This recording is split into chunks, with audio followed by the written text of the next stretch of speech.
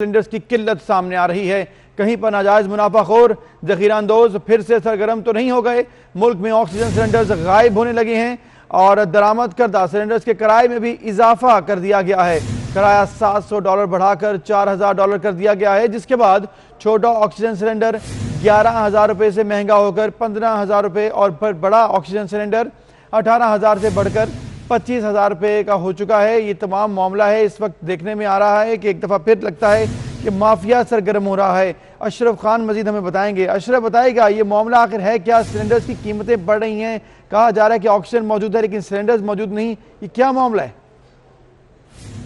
دیکھا جا رہا ہے ملک بھر میں کرونا کیسز تیزی سے پھیل رہے ہیں اور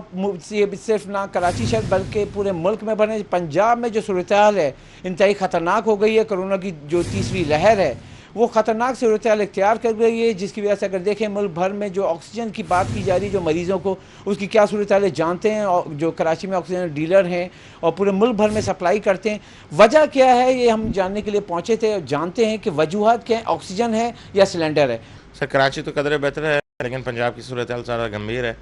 معاملہ یہ ہے کہ سر سلنڈرز کا معاملہ، گیس ہمارے پاس وافر مقدار میں ہے، سلنڈرز ہمارے پاس شارٹ ہو سکتے ہیں، ابھی تک تو بہتر ہے لیکن اگر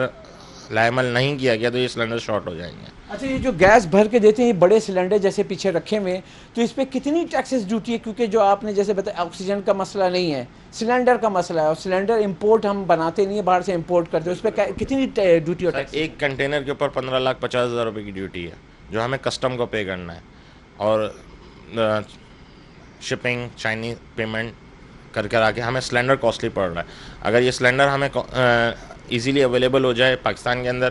تو ہم اس کو مینیج کر سکیں گے آسانی سے، لیکن اگر آکسیجن سلنڈرز ہمارے پاس شارٹ ہو گئے تو آکسیجن سپلائی دینا ہمارے لیے مشکل ہو جائے گا۔ جو ابھی کیا صورتحال، کیونکہ آپ ملک بھر میں سپلائی کر رہے ہیں اور سب سے بڑے آکسیجن جو ڈسٹریبیوٹر بھی ہیں، تو کیا صورتحال ہے کراچی میں اور پنجاب میں؟ اور پنجاب میں جو کال آتی تو کیا اس کی صورتحال؟ سر پنجاب، اسلام آباد میں، لاہور کے اندر اس ٹائم پہ کالز کا زیادہ ریشو ہے کیونکہ پیشنٹ وہاں پر کافی زیادہ ہیں۔ کراچی میں بھی ہے لیکن اس ریشو سے نہیں ہے جو اسلام آباد اور لاہور کے اندر ہے۔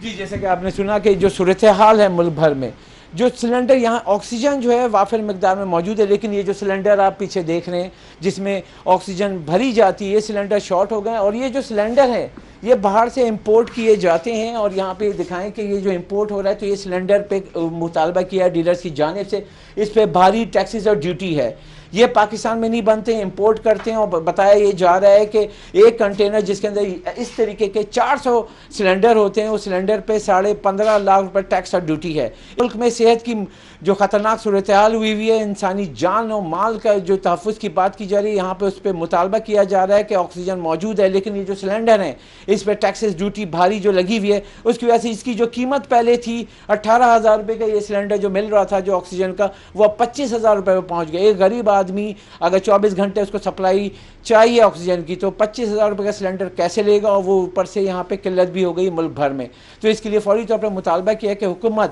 جو بھاری ٹیکسز اور ڈیوٹی ہے اس پہ ختم کرے تاکہ وافر مقدار میں جو یہ سلنڈر ہیں آکسیجن کو امپورٹ کیے جا سکیں اور ملک کی ڈیمانڈ کو پوری کیا جا سکے۔ ٹھیک ہے اشرف، آپ کا شکریہ۔ تمام معاملہ سنگین ہوتا جا رہا ہے اور ابھی اس کو اگر نہ دیکھا گیا تو مسائل بڑھ سکتے ہیں، اور اس پر ہم بات کریں گے کیونکہ اہم یہ مسئلہ ہے۔ تو انٹرنیشنل انڈسٹریل گیسز ڈائریکٹر سرفراز خان اس وقت ہمارے ساتھ ہیں اور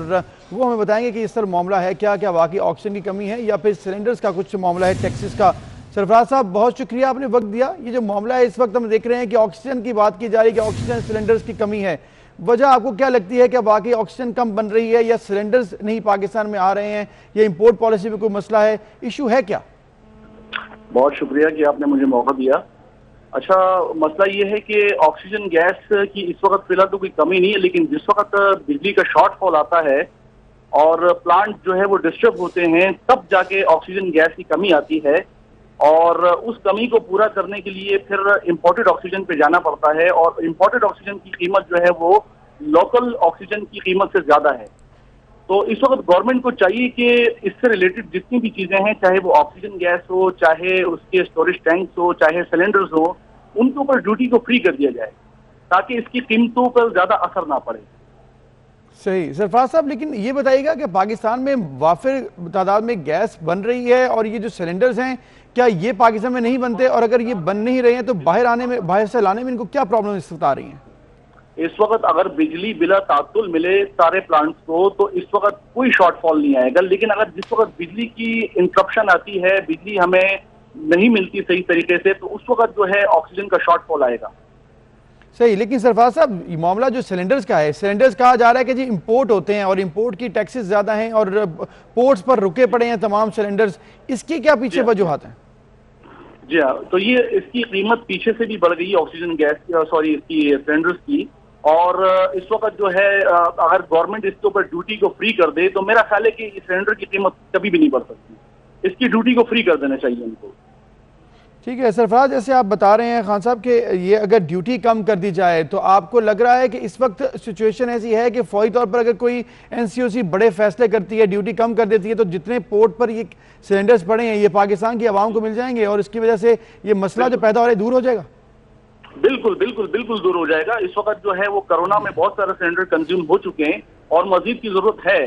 تو میرا خیال ہے کہ اس کی ڈیوٹی کو کم کرنے بجائے اگر اس کو کچھ عرصے کے لیے فری کر دیا جائے تو بہت اچھا ہو جائے گا. یہ سارے جتنے بھی شارٹ فال آ رہے ہیں آکسیجن گیس کے سلنڈرز کے حوالے سے تو یہ دور ہو جائیں گے. صحیح. تو سرفراز صاحب کیا پاکستان میں اس وقت سلنڈرز نہیں بن رہے ہیں؟ کیونکہ یہ کہا جا رہا ہے کہ پاکستان سلنڈرز نہیں بناتا، صرف آکسیجن بناتا ہے، سلنڈرز باہر سے ہی آتے ہیں ہر صورت میں. بالکل بالکل، اس کے جتنے بھی ریلیٹڈ جتنے بھی آئٹمز ہیں وہ سارے کرائیوجینک آئٹمز جتنے بھی ہیں وہ سارے باہر سے آتے ہیں، چاہے اس کے اسٹوریج ٹینک ہو، چاہے اس کا پلانٹ ہو، چاہے سلنڈرز ہو، یہ سارے باہر سے آتے ہیں. ٹھیک ہے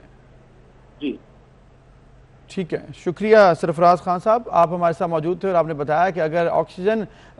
تو معاملات حل ہو سکتے ہیں اگر امپورٹ ڈیوٹی کم کر دی جائے سلنڈرز کی. اس بارے میں ڈیلرز کا کیا کہنا ہے اور وہ کس طرح سے اس سچویشن کو دیکھتے ہیں؟ ہمارے ساتھ موجود ہیں ایف پی سی آئی کے صدر ناصر حیات مغو صاحب، ان سے ہم جان لیتے ہیں. ناصر صاحب شکریہ آپ نے وقت دیا. یہ جو معاملہ ہے اس وقت سلنڈرز کا، یہ کہا جا رہا ہے کہ درآمدی سلنڈرز مہنگا پڑتا ہے، اوبویسلی امپورٹ کرنا پڑے گا تو مہنگا ہوگا، لیکن کیا پاکستان میں سلنڈرز نہیں بن رہے؟ اور آکسیجن جو بن رہی ہے اس حوالے سے کیا کہیں گے، کیا وہ کافی ہے؟ دیکھیں فی الحال تو ہمارے پاس جو بھی آکسیجن یا سلنڈر ہیں وہ ایک نارمل ریکوائرمنٹ کے ہیں. اب جب ایک اتنی بڑی مصیبت آئی ہوئی ہے تو ہمارے پاس وہ انتظام بھی کسی طور پہ نہیں ہے. کہیں کوئی بھی چیز آپ رکھتے ہیں نارمل حالات کے حساب سے کیلکولیشن کرتے ہیں. اگر اتنی بڑی کوئی چیز آتی ہے تو آپ کو ساری ڈیوٹیاں ختم کرنی چاہیے. اور سلنڈر کا تو ایک بڑا مسئلہ یہ ہے کہ امپورٹ بہت ہوتے ہیں اور اس کے اوپر جو کرایہ تھا 700 کنٹینر پہ وہ 4000 ہو گیا ہے. تو کسی طور پہ بھی ہے نا ڈیوٹی کا تو کوئی جسٹیفیکیشن کوئی ہے ہی نہیں. اور اس وقت ہر چیز کی ڈیمانڈ اس سیکٹر کی بہت بڑھ گئی ہے. اسپتال بھرے ہوئے ہیں، لوگوں کے پاس پرابلم بہت زیادہ ہیں. انڈیا کے حالات سامنے ہیں تو ان کو یہ چاہیے کہ پریمپٹ کر کے ڈیوٹیاں ختم کریں اور پورٹ کے بھی کوئی چارجز اگر ہیں تو ختم کریں اور کچھ سبسڈی دینا چاہیں تو وہ بھی دیں. آخر گھوم پھر کے تو گورنمنٹ کی ذمہ داری ہے. بالکل گورنمنٹ کی ذمہ داری ہے، اس کو حل کرنا چاہیے اور امپورٹ پالیسی کو ریویو کیا جائے. این سی او سی کی یہ ذمہ داری ہے. بہت شکریہ ناصر حیات صاحب، آپ ہمارے ساتھ موجود تھے. ربیہ کو بتائیں گے وفاقی وزیر اطلاعات فواد چودھری اس وقت کراچی میں میڈیا سے گفتگو کر رہے ہیں. فیصد اس وقت استعمال میں ہے. اب آکسیجن میں آپ کو یہ بھی بتا دوں کہ یہ نہیں ہے کہ آپ نے آکسیجن باہر سے امپورٹ کر لیں گے تو آپ استعمال ہو جائے گی. ہمارا سپلائی نیٹ ورک جو ہے وہ اجازت ہی نہیں دیتا کہ ہم ایک خاص حد سے زیادہ آکسیجن سپلائی کر سکیں. یعنی اگر ہم باہر سے منگوا بھی لیں گے تو پھر بھی اس کی جو سپلائی چین ہے وہ ایسی نہیں ہوگی کہ وہ فوری طور کے اوپر معاملات جو ہیں ان کو حل کر سکے. بھارت میں اس وقت مثبت کیسز کی شرح 17% ہے، ہمارے پاس یہ 11% پہ پہنچ گئی ہے. اور اگر اس میں 1-1.5 ہفتے میں کمی نہیں آئے گی تو ہمارا جو ہیلتھ سسٹم ہے اس کا ابھی تو یہ 1 سال جب یہ کرونا شروع ہوا تو ہم نے اپنے ہیلتھ سسٹم کے اوپر توجہ دی، جس کی وجہ سے ہمارا ہیلتھ سسٹم ابھی تک اس کو کوپ ود کر رہا ہے، ابھی تک مقابلہ کر رہا ہے اس معاملے کا. اگر ہم نے اس کو ایکسپینشن نہ کی ہوتی، اگر ہم نے ہیلتھ سسٹم میں بہتری نہ کی ہوتی تو ہمارے حالات اب بھی جو ہیں وہ ہندوستان کی طرح ہی ہو جاتے ہیں. کیونکہ آپ اندازہ لگا لیں گے اس وقت لاہور کے تقریباً 90% جو آئی سی یو بیڈز ہیں وہ مکمل طور پہ بھر چکے ہیں. ملتان کے تقریباً 85% جو ہیں وہ مکمل طور کے اوپر بھر چکے ہیں. اور اسی طرح سے جو باقی شہر ہیں ان میں بھی جو آئی سی یوز ہیں وہ مکمل طور کے اوپر آکوپائی ہو چکے ہیں، ان میں جگہ ہی نہیں ہے اور لوگوں کی. اور ابھی ہم نے یہ جو اسپیشل اسلام آباد کے اندر، لاہور میں، کراچی میں تمام جو ایکسپینشن ہوئی اس کی وجہ سے ابھی تک معاملہ چل رہا ہے. اور ابھی جو ایک اور جو ہمارے لیے تھوڑی سی ایک امید کی کرن ہے وہ یہ ہے کہ کراچی کے اندر کرونا جو ہے وہ بھی، اور اس کی جو اس وقت لاہور کی نسبت، ملتان کی نسبت، مردان، پشاور کی نسبت کراچی میں ابھی کمی ہے، اور اس کی وجہ سے ہماری سپلائی لائنز جو ہیں وہ بحال ہیں، کیونکہ کراچی ہی پورے پاکستان کا ایک سپلائی لائن کا سینٹر ہے،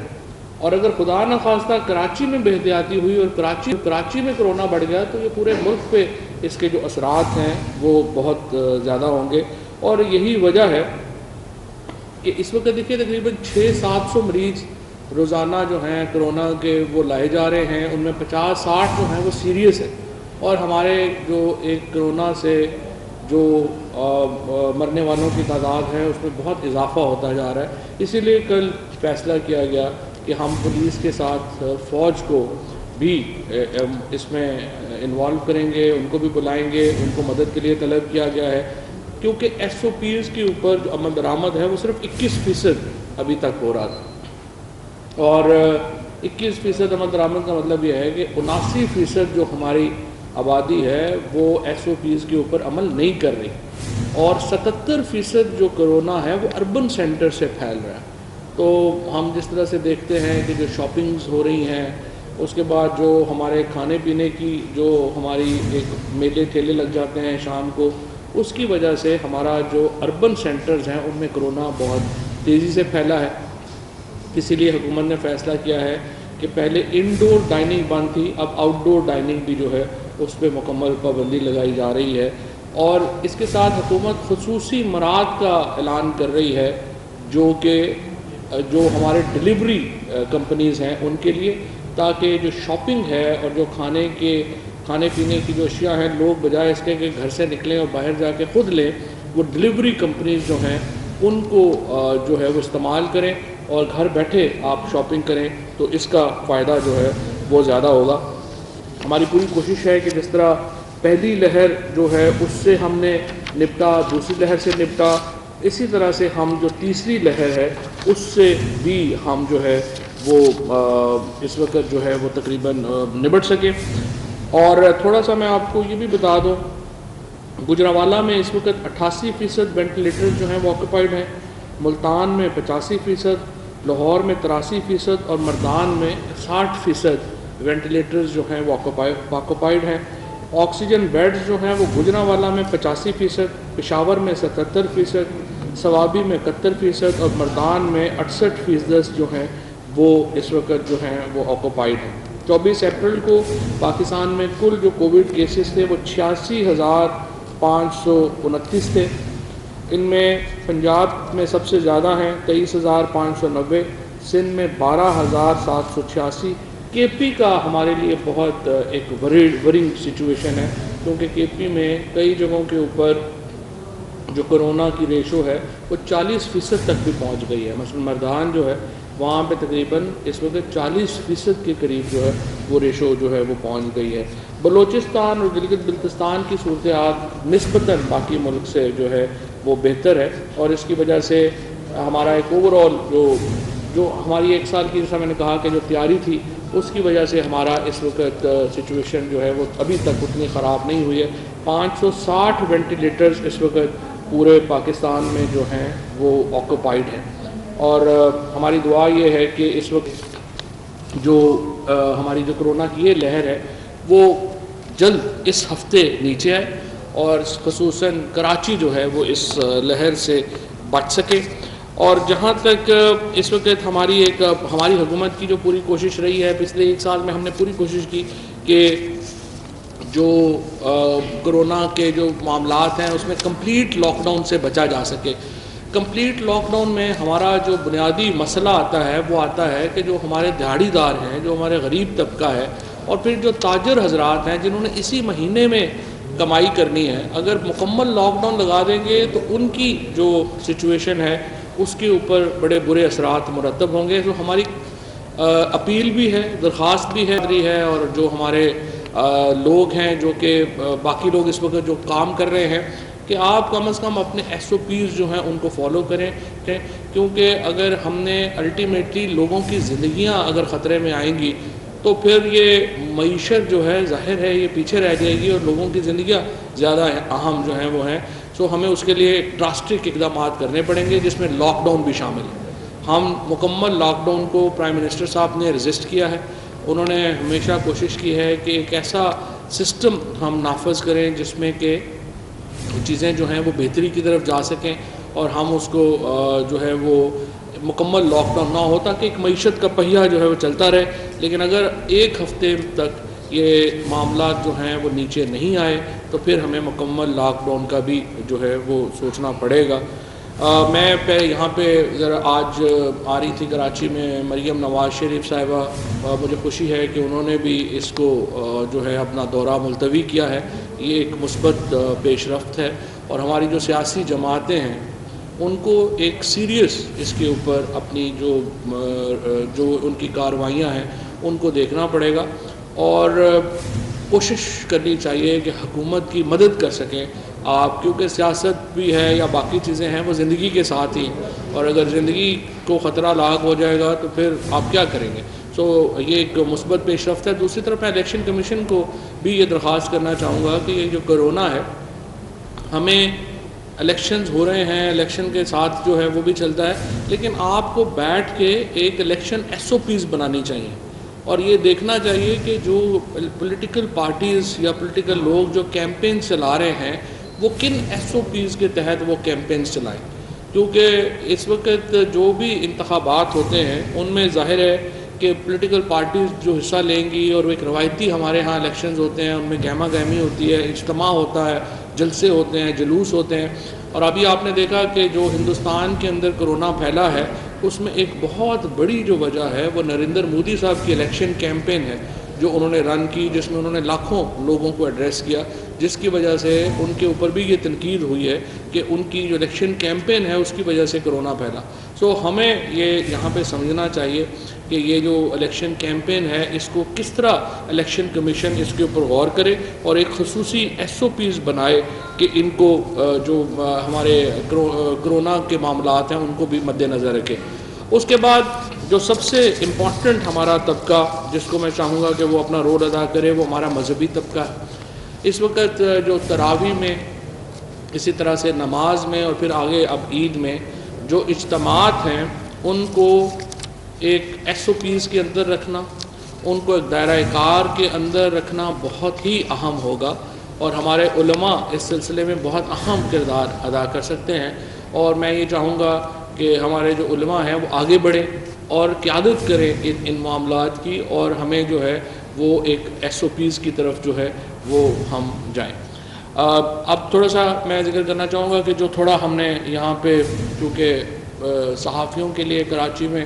اور باقی جگہوں کے اوپر جو اقدامات میں لینے کا ارادہ رکھتا ہوں وزیر اعظم صاحب کی ہدایت کے مطابق, پہلی بات تو یہ ہے کہ میں نے تمام پریس کلبز جو ہیں ان سے ہم نے رابطہ کیا ہے. ہمارے جو PIO ہیں وہ اس وقت ان سے رابطے میں ہیں, اور ہم یہ سب چاہتے ہیں کہ جو بھی پروفیشنل صحافی ہیں جو ایک مخصوص مدت سے صحافت کر رہے ہیں, جن کی عمر صحافت میں گزری ہے, ہم ان کو وزیر اعظم صاحب کا جو ہاؤسنگ پروگرام ہے ہم اس میں ان کو شامل کریں, اور ہم کم از کم یہ انشور کر سکیں کہ ان تمام صحافیوں کو اپنا ذاتی مکان جو ہے وہ حکومت جو ہے وہ لے کے دے سکے اس نظام کے تحت جو ہم نے وزیر اعظم صاحب کا جو کنسٹرکشن پیکج ہے ہاؤسنگ کا اس کے تحت جو ہم نے وضع کیا ہے. اس کے ساتھ ساتھ آپ کو معلوم ہے کہ پوری خیبر پختونخوا کی جو پاپولیشن ہے اس کو صحت کارڈ جو ہے وہ مل چکے ہیں, اب اسلام آباد میں آ رہے ہیں, اور انفارچونیٹلی سندھ حکومت نے ہمارے ساتھ صحت کارڈ کے اوپر اپنا حصہ نہیں ڈالا, جس کی وجہ سے سندھ میں صحت کارڈ جو ہے وہ شروع نہیں ہوا. میں چیف منسٹر صاحب سے کہنا چاہوں گا کہ اپنا جو فیصلہ ہے اس کے اوپر نظر ثانی کریں, اور ہم سندھ میں بھی یہی پروگرام جو ہے صحت کارڈ کا یہ لانا چاہتے ہیں. باقی جو پنجاب میں خیبر پختونخوا میں اس پروگرام کے اوپر عمل درآمد ہو رہا ہے, اور ہم صحافیوں کو ایک خصوصی پیکج کے تحت صحت کارڈ میں لا رہے ہیں جہاں پہ وہ 10 لاکھ روپے تک کا جو علاج ہے وہ مفت حاصل کر سکیں گے اپنے لیے اور اپنے خاندان کے لیے. اور ہم سندھ کے عوام کو بھی یہی سہولت جو ہے وہ لانا چاہتے ہیں, اور ہم چاہتے ہیں کہ جو چیف منسٹر صاحب ہیں وہ اس معاملے کے اوپر غور کریں اور ہمارا جو ہے وہ ہاتھ بٹائیں۔ اس کے علاوہ ہم نے جو تمام جو پرنٹ میڈیا کا اور جو الیکٹرانک میڈیا کا ایڈورٹیزمنٹ کے ایشوز تھے ان کو ریزالو کرنے کی طرف ہم بڑھ رہے ہیں، اور اس کے بعد اب زیادہ تر جگہوں کے اوپر جو ہمارے کارکن صحافیوں کی تنخواہیں ہیں ان کا مسئلہ نہیں ہونا چاہیے، اور پی بی اے کے ساتھ بھی اور APNS کے ساتھ بھی میں نے یہ معاملہ اٹھایا ہے کہ اب یہ جو آپ کی تنخواہوں کا ایشوز ہیں یہ اس کو ریزالو کرنا ضروری ہے، اور اس کو آپ ریزالو کریں، اور جہاں پہ نہیں ریزالو ہوگا وہاں پہ بھی ہم مالکان کی بھی اور کارکن صحافیوں کی بھی مدد کریں گے کہ وہ اس مسئلے کو اوپر جو ہے وہ آگے بڑھ سکیں، کیونکہ ہمارے ہاں جس قسم کی اس وقت ہم نے دیکھا ہے کہ سچویشن ہوئی ہے اس میں جو ہماری تنخواہ دار طبقہ ہے اس کے اوپر دباؤ آیا ہے، اور اس دباؤ کو کم ہم کرنے کے لیے پوری کوشش کر رہے ہیں۔ ابھی بھی آپ دیکھیے کہ جو رمضان پیکج ہے، رمضان کے اوپر حالانکہ بہت خیال تھا کہ رمضان آئے گا تو مہنگائی کی نئی لہر آئے گی، لیکن اللہ کا شکر ہے کہ رمضان کے بعد جو قیمتوں میں جو کل محکمہ شماریات نے اپنا جو اناؤنس کیا ہے اس وقت مہنگائی کی ریشو، تو اس میں کمی آئی ہے، بجائے بڑھنے کے اس میں کمی آئی ہے۔ تو کافی طویل عرصے کے بعد ہم دیکھ رہے ہیں کہ ایک استحکام نظر آ رہا ہے پاکستان کی معیشت میں، اور اس معیشت کے استحکام کو رواں دواں رکھنے کے لیے ضروری ہے کہ ہم ایک چیپ پالیٹکس میں نہ پڑیں، چھوٹے ایشوز جو ہیں وہ ہوتے ہیں ان میں ہم نہ پڑیں۔ فار ایگزامپل جس طریقے سے ہم نے دیکھا کہ یہ جو کالعدم جو تحریک تھی لبیک، اس کے اوپر ہم نے معاملے کو جس طریقے سے سلجھایا، اس کے نتیجے میں ایک طرف سیاسی استحکام واپس آیا ہے، دوسری طرف لوگوں کی جان اور مال کی جو حفاظت ہے وہ ہو سکی ہے، اور ریاست نے اپنے ریٹ کو بھی کمپرومائز نہیں کیا۔ اپوزیشن پارٹیز کو چاہیے کہ اس کے اوپر کوئی سیاست جو ہے وہ نہ کریں، اور پاکستان کے استحکام کے لیے سنجیدگی سے اس معاملے کے اوپر آگے بڑھیں۔ اور ہم اس وقت سیاست میں وہ بہت تلخی جو ہے وہ پاکستان کے مفاد میں نہیں ہے، ہم سیاست میں تلخیوں کو کم کرنا چاہتے ہیں۔ ہم نے اپنا جو الیکٹورل ریفارمز کا پروسیس جو ہے وہ الیکٹورل اصلاحات کی، انتخابی اصلاحات کی جو ہم نے تجاویز اپنی ہیں وہ اسمبلی میں رکھ دی ہیں۔ ہم چاہتے ہیں کہ اپوزیشن کو ان انتخابی اصلاحات کو وہ دیکھے، اور اگر وہ ان انتخابی اصلاحات سے مطمئن نہیں ہے تو اپنی انتخابی اصلاحات لے کے آئے، ہم ان کو بھی چلانے کے لیے تیار ہیں، ان کو بھی دیکھنے کے لیے تیار ہیں۔ پرائم منسٹر صاحب وفاقی وزیر فواد میڈیا سے گفتگو کر رہے ہیں، انہوں نے کہا ہے کہ صرف ایک ہفتے کا وقت ہے، ایک ہفتے میں اگر سختی نہ کی گئی تو مکمل لاک ڈاؤن بھی ہو سکتا ہے۔ یہاں پر ایک بریک کے لیے میں سمجھتی ہوں کہ یہ مناسب نہیں تھا، تو بہت میں نے سوچا سمجھا، مشاورت کی، میاں صاحب سے لندن میں نے بات کی، شہباز شریف صاحب سے میں نے مشورہ کیا، سب کا یہی خیال تھا کہ عوام کی زندگیاں جو ہے وہ ہمارے لیے مقدم ہیں، ان کو ہمیں رسک میں نہیں ڈالنا چاہیے۔ اور میں پرسنلی جانا چاہتی تھی کراچی، میں بہت خوش تھی، ایکسائٹڈ تھی کراچی کے بزرگوں، بھائیوں، بیٹوں، بیٹیوں، ماؤں سے، بیٹیوں سے ملنے کے لیے، بہنوں سے ملنے کے لیے، اور میں خود وہاں جا کر مسلم لیگ نون کا جو مینیفیسٹو ہے، مسلم لیگ نون ان کے لیے کیا کرنا چاہتی ہے، کیا لانا چاہتی ہے، ان کی زندگیوں میں کیا تبدیلیاں لانا چاہتی ہیں، وہ میں خود ان کے ساتھ جا کر بات کرنا چاہتی تھی، لیکن مجھے ان کی صحت اور زندگی زیادہ مقدم ہے۔ لیکن میں آج اس پریس کانفرنس کے تھرو کراچی کے عوام سے، سندھ کے عوام سے، خصوصاً NA 249 کے عوام سے یہ اپیل کرنا چاہتی ہوں کہ آپ کے جو مسائل ہیں، آپ کی جو مشکلات ہیں، اس کا حل اگر کسی جماعت کے پاس ہے، اور اگر کوئی ایسی جماعت ہے جو کراچی کی خدمت کرنا چاہتی ہے، کراچی کے مسائل کو حل کرنا چاہتی ہے، کر چکی ہے ماضی میں۔ آپ نے امن دیکھا جب دہشت گردی تھی اور کراچی میں کوئی باہر نہیں نکل سکتا تھا، مسلم لیگ نون نے ماشاءاللہ بہت اچھے طریقے سے اس امن کو بحال کیا، کراچی میں سرگرمیاں جو ہیں ان کو نارملائز کیا، عوام کی زندگیوں میں ایک بہتر تبدیلی آئی۔ اسی طرح پنجاب میں اور پاکستان کے دیگر حصوں میں جو ترقیاتی کام ہوئے ہیں، مسلم لیگ نون یہ چاہتی ہے، میں یہ چاہتی ہوں کہ وہ کراچی کی بھی تقدیر بنے، اور خصوصاً اگر میں 249 کی یہ بات کروں تو وہاں پر میں بلدیہ کے عوام سے خصوصی طور پہ مخاطب ہوں کہ میں یہ جانتی ہوں کہ آپ کے حلقے کے مسائل کیا ہیں. میں نے مفتاح اسماعیل صاحب جو ہمارے کینڈیڈیٹ ہیں مسلم لیگ نون کے NA 249 سے، میں ان کے ساتھ مسلسل دن میں کئی مرتبہ رابطے میں ہوں، اور انہی کے تھرو اور ہماری جو باقی ٹیم ہے ان کے تھرو مجھے یہ پتہ چلتا رہتا ہے کہ حلقے کے کیا مسائل ہیں. وہاں سب سے بڑا مسئلہ جو ہے وہ پانی کا مسئلہ ہے، اور اس کا جو وعدے مسلم لیگ نون آج کر رہی ہے وہاں پر، مفتاح اسماعیل صاحب جو کر رہے ہیں وعدے وہاں پر پانی کا مسئلہ حل کرنے کے لیے، دیگر مسائل حل کرنے کے لیے، تو مجھے پوری امید ہے کہ انشاءاللہ تعالی اگر